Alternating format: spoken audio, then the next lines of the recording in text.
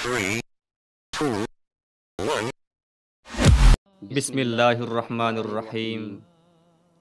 Assalamualaikum warahmatullahi wabarakatuh. Para pemirsa yang budiman, pada tahun 1835 telah lahir seorang Al-Masih Muhammadi di sebuah kota yang terkenal di Provinsi Punjab, Qadian Darul Aman. Misi kedatangan beliau alaihissalam adalah untuk menghidupkan agama Islam dan menegakkan kembali syariat Islam di dunia ini. Sesuai dengan sabda junjunan kita Nabi Karim Sallallahu Alaihi Wasallam yang penuh dengan keberkatan, umat Muslim dari berbagai penjuru dunia mulai berdatangan ke Qadian untuk menyampaikan salam kepada Al-Masih Muhammadi dan memberikan dukungannya untuk menggenapi misi yang mulia, yakni menghidupkan agama dan menegakkan syariat. Mengingat semakin bertambahnya jumlah Ahmadi di Markaz Ahmadiyah Qadian, dan untuk memenuhi kewajiban yang telah diembankan kepada beliau alaihissalam, sesuai dengan kabar suka dari Allah Subhanahu wa Ta'ala, Hadrat Mirza Ghulam Ahmad Qadian, Hadrat Masih Maud alaihissalam meletakkan pondasi sebuah masjid yang berdasarkan ilham ilahi kemudian diberi nama Baitul Zikr. Ya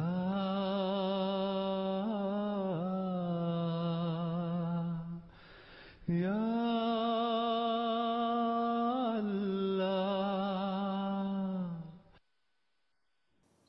Tempat di mana pondasi masjid diletakkan saat itu bukanlah tempat yang layak, karena di bagian belakang Baitul Fikr terdapat jalan kecil yang berdampingan dengan sebidang tanah milik paman beliau, Mirza Ghulam Muhyiddin.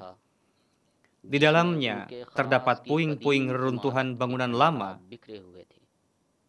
dan pada bekas-bekas bangunan lainnya yang terdapat di sebelah utara, berdiri dinding tembok yang sudah tua. Untuk menghubungkan dinding tersebut dengan dinding rumah yang berada di sebelah selatan, Huzur alaihi salam memasang atap yang terbuat dari kayu lokal yang berasal dari kebun beliau. Sebagian batu bata yang digunakan untuk membangun masjid ini dikumpulkan dari puing-puing bangunan lama yang dipugar kembali. Pembangunan ini dilakukan oleh pekerja bangunan khusus yang bernama Viradata. Sampai pada bulan November 1883, pembangunan masjid ini telah selesai. Allah Ta'ala berfirman dalam Al-Quran Majid, Subhanalladzi asra bi'abdihi laylan minal masjidil haram ilal masjidil aqsa alladzi barakna hawlahu linuriyahu min ayatina innahu huwas sami'ul basir. Dalam menafsirkan ayat ini, Hadrat Masih Maud alaihissalam bersabda, ayat Quran Syarif ini mencakup kedua aspek, yakni Mi'raj Makani berhubungan dengan tempat dan Mi'raj Zamani berhubungan dengan waktu. Mi'raj tidaklah lengkap tanpa dua hal tersebut. Sebagaimana ditinjau dari sisi perjalanan Makani, Allah Ta'ala telah menyampaikan Hadrat Rasulullah Sallallahu Alaihi Wasallam dari Masjidil Haram ke Masjidil Aqsa. Begitu juga dari sudut pandang perjalanan waktu, ditinjau dari sisi kemuliaan Islam, telah mengantarkan beliau Sallallahu Alaihi Wasallam, yakni zaman Rasulullah Sallallahu Alaihi Wasallam, menuju zaman keberkatan Islam, yakni zaman Masih Maud alaihi salam. Walhasil, ditinjau dari sisi ini, perjalanan secara kasyaf yang dialami oleh Hadrat Rasulullah Sallallahu Alaihi Wasallam sampai pada puncak zaman Islam, yang dimaksud Masjid Aqsa di sini adalah masjid yang dibangun oleh Hadrat Masih Maud alaihissalam yang berada di Qadian. Huzur menjelaskan tafsir barakna haulahu, yakni yang dimaksud di sini adalah masjid yang dibangun oleh Hadrat Masih Maud alaihissalam.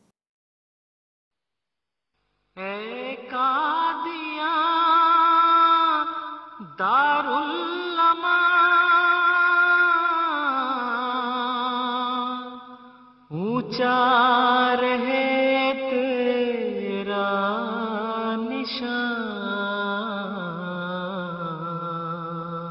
है नज़ाए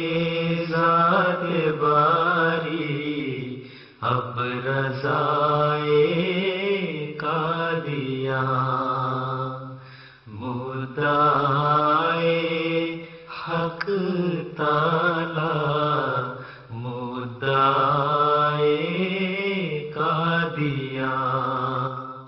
Melalui perantaraan ilham, Huzur alaihi salam telah diperintahkan untuk memperluas rumah, apakah ilham wasi makanaka atau yang lainnya. Pada masa itu, Huzur mendirikan masjid ini. Pada zaman Huzur alaihi salam, selain 2 tahun terakhir, masjid ini dimulai dari sini, lebih kurang dari sini, lalu sampai sini. Sampai di sini, masjid yang digunakan selama bertahun-tahun pada zaman Huzur alaihi salam. Yang saya ketahui, bagian saf depan pun belum ada pada saat itu. Nanti bisa diketahui setelah naik ke atas. Pada tahun 1906, ketika jemaat sudah berkembang lebih luas dan anjuman pun didirikan, selanjutnya diadakanlah perluasan masjid sampai sini.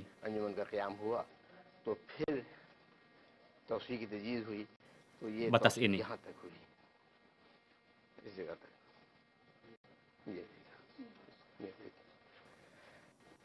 Pembangunan dilakukan oleh anjuman dan yang ditugaskan sebagai ketua pembangunan adalah kakek saya, Hadrat Mir Nasir Nawab Sahib radhiyallahu ta'ala anhu. Bagian dalam Masjid Mubarak terdapat 3 bagian, yakni di sebelah barat terdapat mihrab yang menjorok ke dalam untuk imam. Sedangkan di sebelah barat laut terdapat 2 jendela. Pada dinding sebelah timur terdapat pintu yang ditutup oleh papan kayu yang bisa digunakan untuk berhalwat oleh 2 orang. Meskipun sangat sempit, tapi sudah menjadi hujrah yang permanen. Pada bagian tengah masjid memiliki daya tampung 2 saf yang setiap safnya berjumlah 6 orang. Pada bagian ini juga terdapat jendela yang menghubungkan dengan Baitul Fikr. Sedangkan pada dinding sebelah selatan yang terdapat pada arah yang berlawanan, terdapat jendela yang dibuat untuk akses sinar matahari. Bagian luar masjid sebelah timur lebih luas jika dibandingkan dengan bagian tengah.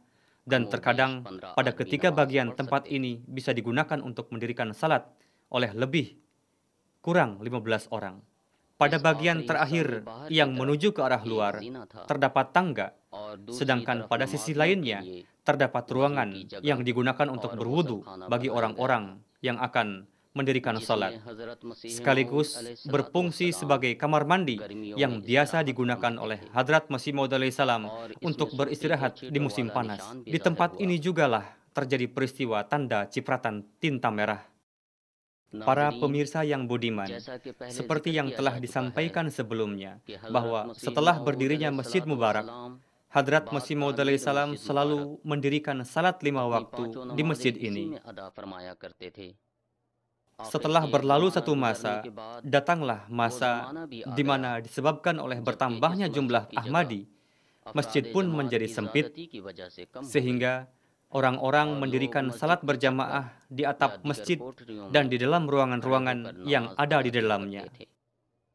Atas dasar itu, Hadrat Masih Maud alaihi salam menyebarkan selebaran yang berjudul Ta'awanu 'alal birri wat taqwa yang berisi informasi diperlukannya uang sebesar 500 rupiah untuk dana perluasan. Program perluasan ini selesai pada tahun 1907 dengan diperluasnya bagian selatan masjid. Pada saat perluasan ini berlangsung, menara kecil yang berdiri di atap masjid pada bagian selatan dipugar, sedangkan menara-menara yang lain masih tetap tegak seperti semula. Hadrat Mir Nasir Nawab Sahib mengatakan, ketika perluasan masjid dimulai, anjuman yang di kemudian hari menjadi Jemaat Lahori pernah mengusulkan supaya bagian masjid yang ini dirobohkan dan dijadikan seperti ini.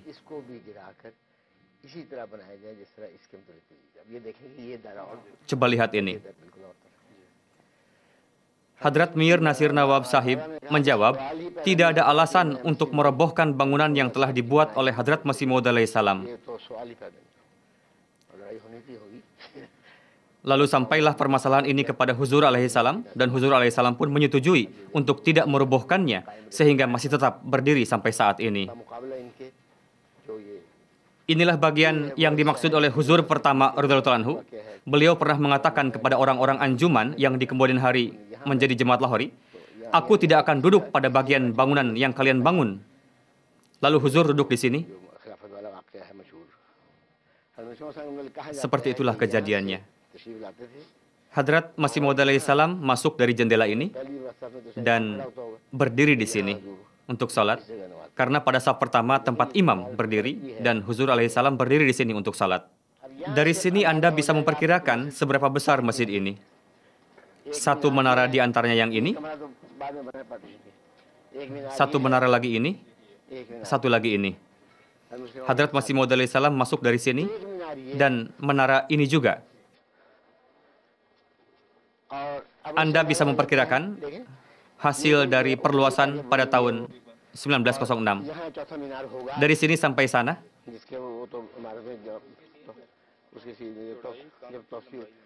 ini juga mihrab. Setelah dilakukan perluasan, ini mihrab. Dari sini sampai sana, dan inilah perluasannya. Yang ini juga sesudah dilakukan perluasan pada tahun 44. Dari sini nampak Minaratul Masih tampak sangat indah.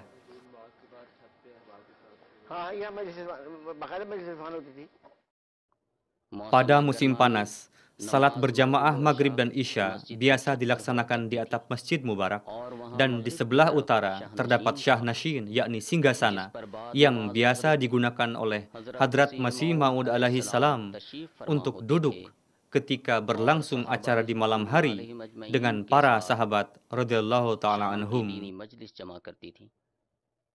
Tak terhingga banyaknya keberkatan yang tercurah kepada masjid ini, karena ratusan sahabat datang di sini mendengarkan sabda-sabda dan kalam Hadrat Masih Maud alaihissalam, dan secara khusus atap masjid ini mendapatkan kemuliaan lain karena Sayyidina Nabi Suci Muhammad sallallahu alaihi wasallam menubuatkan, "Inna limahdiyina ayatain lam takuna mundhu khalqis samawati wal ard yankasiful qamaru li awwali lailatin min Ramadan wa tankasifus syamsu fin nisfi minhu." Pada tahun 1891,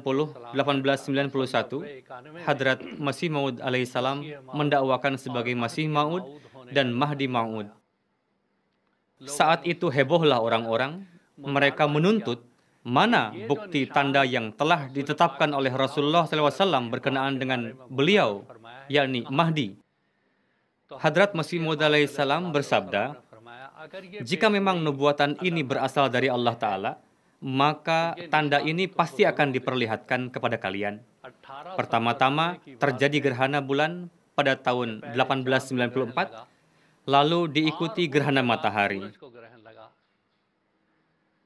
Ketika matahari akan mengalami proses gerhana, Hadrat Masih Maud memanggil para sahabat yang tinggal di Kadian, siapapun yang bisa datang, kita akan melaksanakan salat kusyuf di Masjid Mubarak dan menyaksikan terjadinya gerhana matahari. Semuanya yakin terhadap apa yang disabdakan oleh Hadrat Masih Maud alaihissalam, bahwa ketika Hadrat Rasul Karim sallallahu alaihi wasallam menubuatkan perihal terjadinya gerhana bulan dan matahari sebagai tanda kedatangan Imam Mahdi, sekarang gerhana bulan sudah terjadi.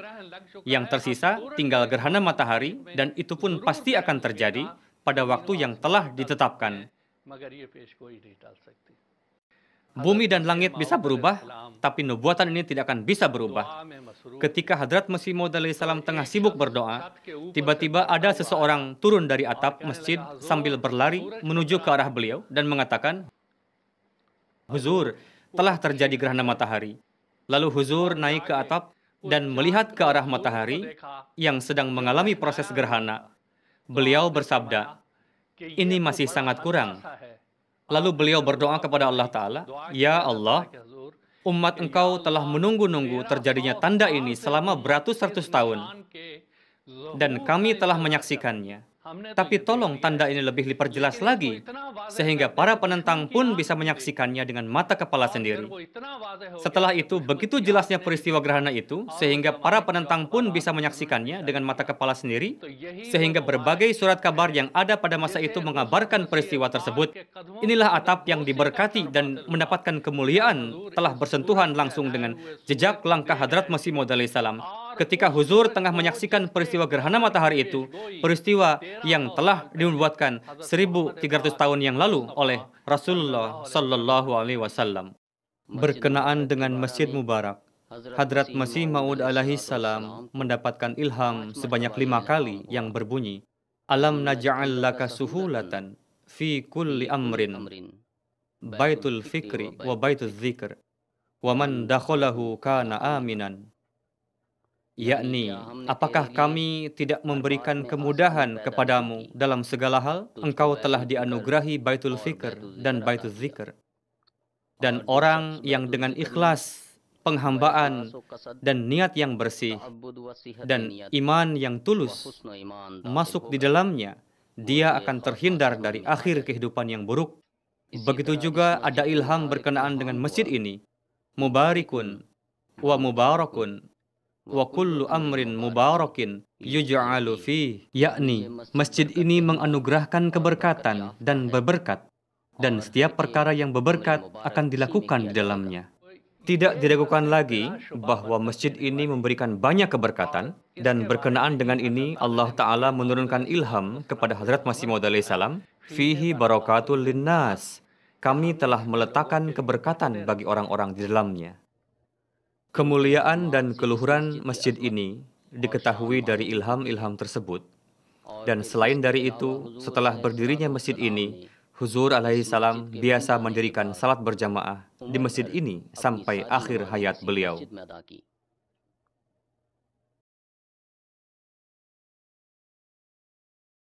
Keagungan Masjid Mubarak zahir dari satu ru'ya Masih Maud alaihissalam. Beliau bersabda, beberapa orang yang tidak saya kenal tengah menulis beberapa ayat di bagian atas dinding masjid dengan warna hijau. Diketahui bahwa mereka adalah para malaikat sedang menulis beberapa ayat dengan warna hijau dalam corak kaligrafi dan tersusun dengan indah. Lalu saya membacanya, dan di antara ayat-ayat yang masih saya ingat adalah La radda li fadlih. Hadrat Masih Maud alaihissalam pernah melihat kasyaf tulisan Mahmud, yakni nama Hadrat Muslih Maud radhiyallahu anhu tertulis pada dinding Masjid Mubarak. Hadrat Masih Maud alaihissalam bersabda, suatu ketika saya ingin mengetahui sejarah masjid ini secara ilhami, maka turunlah ilham yang berbunyi, Mubarikun wa mubarakun wa kullu amrin mubarakin yuj'alu fih. Dalam ilham ini terkandung 3 macam tanda, yakni pertama, Allah Ta'ala mengabarkan sejarah pembangunan masjid. Kedua, menubuatkan bahwa berbagai urusan yang sangat penting dalam jemaat akan dilaksanakan di masjid ini, sebagaimana ribuan orang telah baiat dan taubat di masjid ini. Tak terhingga ilmu ma'rifat dijelaskan di dalamnya. Pondasi penulisan buku-buku baru dilakukan di dalamnya. Dan di dalam masjid ini juga, satu jamaah muslim yang besar akan melaksanakan salat 5 waktu. Dan di dalamnya juga orang-orang akan mendengarkan nasihat-nasihat dan berdoa dengan khusyuk. Ketika masjid dibangun, tanda-tanda tersebut belum ada satupun yang tergenapi. Ketiga, mengisyarahkan bahwa di zaman yang akan datang bencana-bencana. Namun, orang yang masuk ke dalam masjid ini dengan ikhlas, dia akan terhindar dari bencana tersebut. Dalam buku Barahin Ahmadiyah, pada bagian yang kedua telah terbukti bahwa bencana yang dimaksud adalah penyakit taun. Demikianlah latar belakang nubuatan tersebut. Orang yang masuk ke dalam masjid ini dengan penuh kecintaan dan keikhlasan, yakni yang dipilih oleh Allah Ta'ala, mereka akan diselamatkan dari taun, yakni dari kematian taun.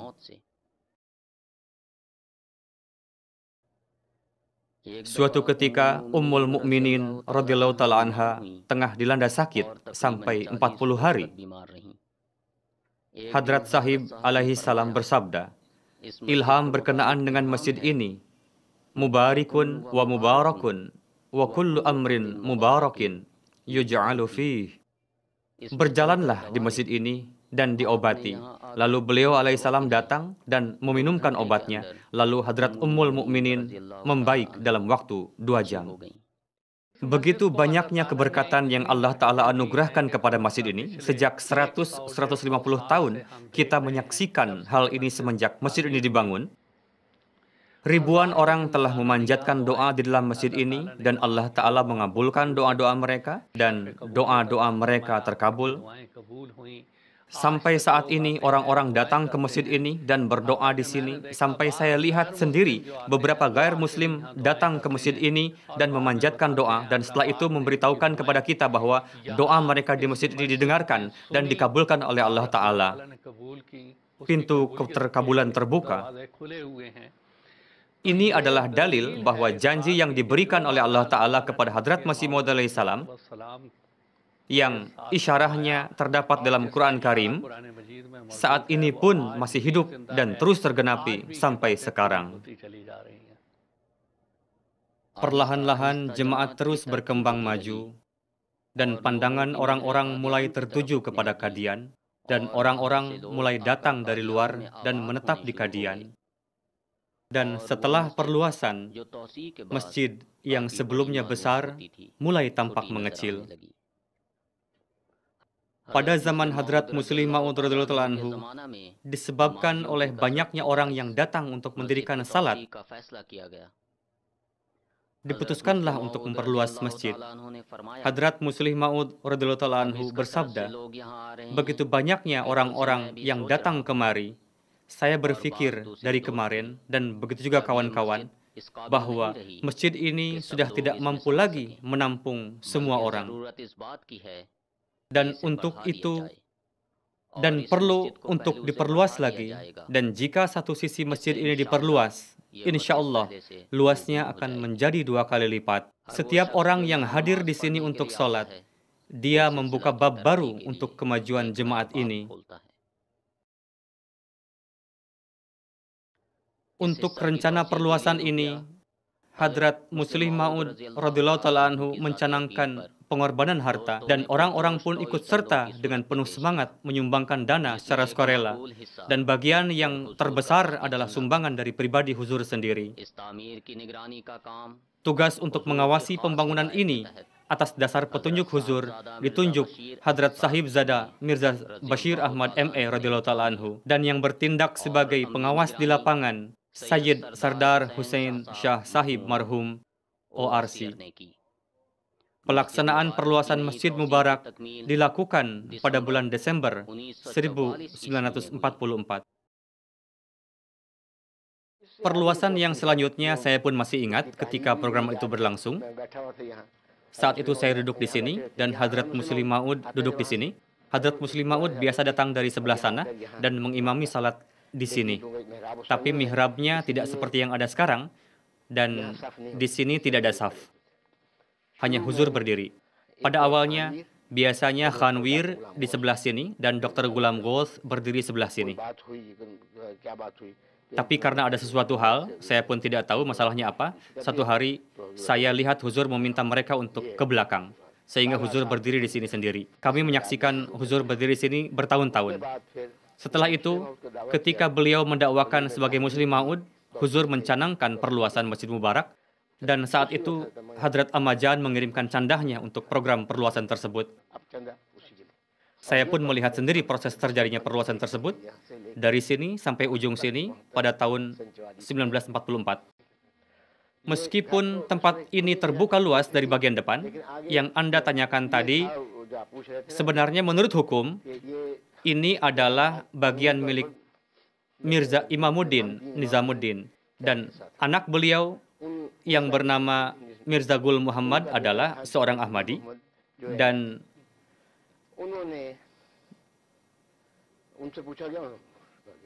beliau menjabat sebagai Kepala Ahmadiyah Corps.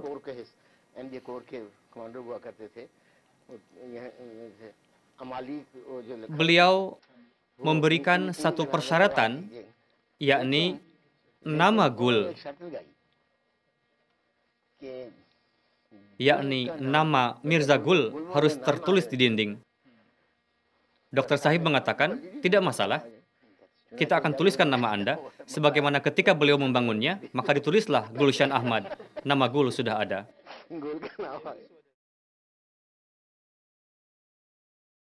Terdapat dua tangga yang digunakan untuk naik ke lantai 2 Masjid Mubarak, yakni tangga sebelah utara dan selatan. Selain menghubungkan dengan lantai 2, tangga sebelah utara merupakan akses ke atap Gol Kamrah, yakni ruangan bulat. Pada dinding sebelah barat atap masjid, selain mihrab, terdapat 12 mihrab kecil dan terdapat 2 tempat duduk.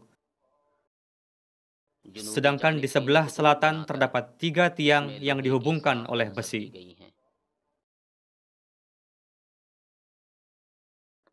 Ada 3 buah tangga yang akan mengantarkan kita ke Masjid Mubarak. Pertama, tangga sebelah utara yang berdampingan dengan Gol Kamrah dan berdampingan juga dengan hujrah peristiwa tinta merah yang mengantarkan kita ke atas. Sedangkan tangga yang kedua, sebelah selatan, dan tangga yang ketiga adalah tangga yang besar yang berada di antara kedua tangga tadi yang mengantarkan kita ke Masjid Mubarak dan menambah keindahan masjid ini.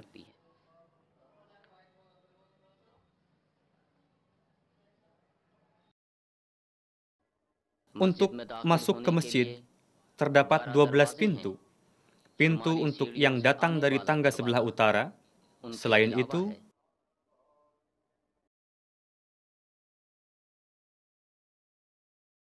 untuk akses masuknya udara, terdapat 2 pintu dan 4 jendela yang terdapat di sebelah selatan masjid. Pada bagian sebelah utara, terdapat jendela yang aksesnya dari Baitul Fikr ke Masjid Mubarak. Pada bagian dalam Masjid Mubarak, sebelah barat laut, terdapat jendela yang dipasang kawat.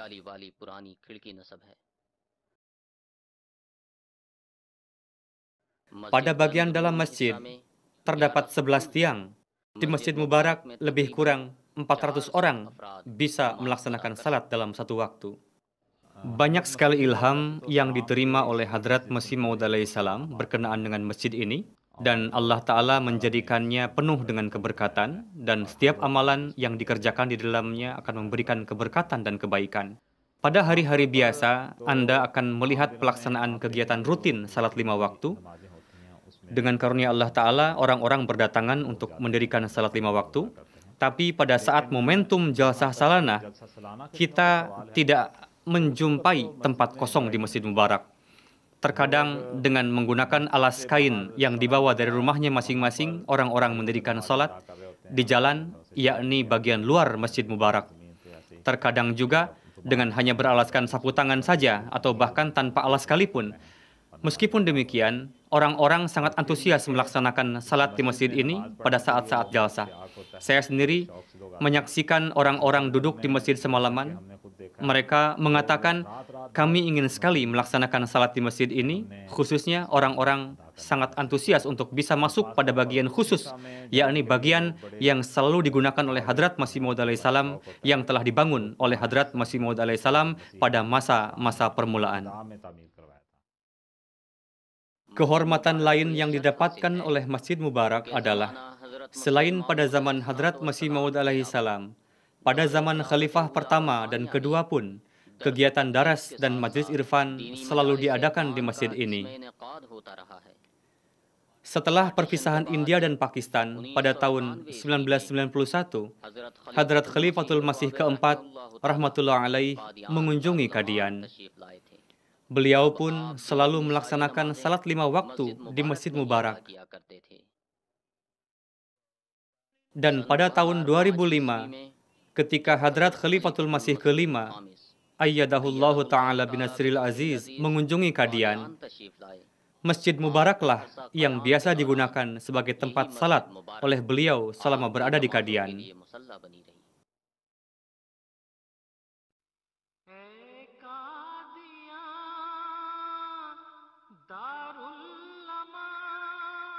Memang di masjid manapun kita mendirikan salat, kita akan mendapatkan ganjaran. Tapi Masjid Mubarak Kadian disertai dengan banyaknya kabar suka ilahi yang membuatnya berbeda dari masjid-masjid yang lain.